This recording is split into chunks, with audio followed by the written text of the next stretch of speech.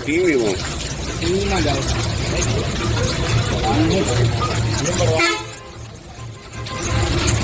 મળી ગયા ઉભો રહી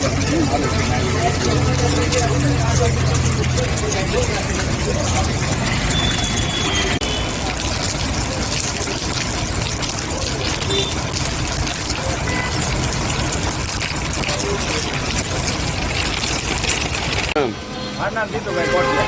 જીતુભાઈ, ટ્રાફિક સમસ્યા શું છે? ટ્રાફિક સમસ્યામાં એવું છે કે જ્યારથી આરસીસી રોડ બન્યો છે, આરસીસી રોડ એકદમ નીચો બનાવવામાં આવ્યો છે. નીચો બનાવવાને કારણે રોડ થઈ ગયો છે સાંકડો રોડ હોવાને કારણે એટલી બધી ટ્રાફિક સમસ્યા થાય છે કે એની વાત જ જવા દો. અને આ રોડ ઉપર સ્કૂલું છે ઘણી બધી, અને મેન રોડ છે ધોરાજીનો, હાટસમો રોડ કહેવાય છે ને, એટલે ટ્રાફિકની અવારનવાર સમસ્યા રહે છે અને અકસ્માતનો પણ મોટામાં મોટો ભય રહે છે આ રોડ ઉપર. આ જે ટ્રાફિક સમસ્યા છે કેવી મુશ્કેલી પડી તમને?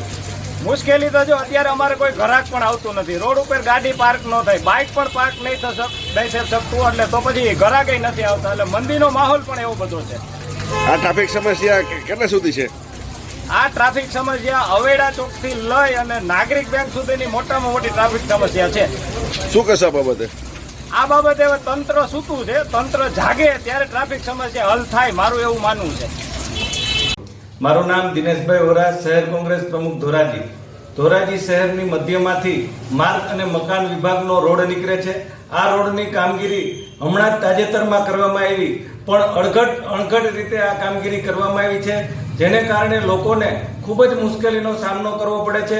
આ રોડ છે 2.5 થી 3 ફૂટ ખોદી નાખવામાં આવ્યો છે, ત્યારબાદ બનાવવામાં આવ્યો, જેને કારણે જે ગોંડલ બાપુના વખતની ફૂટપાથ હતી એ બિનઉપયોગી થઈ ગયેલ છે અને વાહનોનો ખૂબ જ ટ્રાફિક થાય છે, જેને કારણે સ્કૂલે જતા બાળકો, હોસ્પિટલમાંથી એમ્બ્યુલન્સો જતી હોય, રાહદારીઓને અનેક મુશ્કેલીનો સામનો કરવો પડે છે. અને આ જે નિર્ણય છે એ ભારતીય જનતા પાર્ટીના આગેવાનોના ઇશારે કરવામાં આવ્યો છે તેવું પણ અમને જાણવા મળ્યું છે. લોકોને ખૂબ જ મુશ્કેલીનો સામનો કરવો પડે તેવી રીતે આ રોડ બનાવવામાં આવ્યો છે. ટ્રાફિક સમસ્યાઓ અત્યારે ચાલે છે, શું કહેશો? આ રોડને કારણે 1.5 થી 1 કિલોમીટર જેટલી ટ્રાફિક સમસ્યા થાય છે અને ચક્કાજામ થઈ જાય છે. ત્યારે આવા સંજોગોની અંદર જ્યારે એમ્બ્યુલન્સને પસાર થવું હોય તો પણ ન થઈ શકે અને દર્દીઓને મોતનો સામનો કરવો પડે તેવી પરિસ્થિતિ નિર્માણ થઈ છે.